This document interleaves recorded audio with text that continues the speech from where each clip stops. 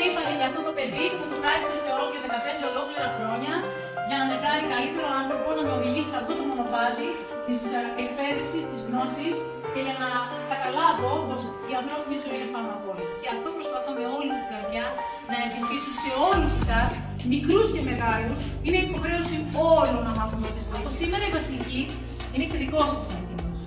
Όταν είστε σε δυσκολία να την επικαλείστε, γιατί είναι πάρα πολύ δυναμική σειρά και πραγματικά σας το λέω, αν την επικαλεστείτε, να είστε σίγουροι ότι θα σας ακούσει. Άρα λοιπόν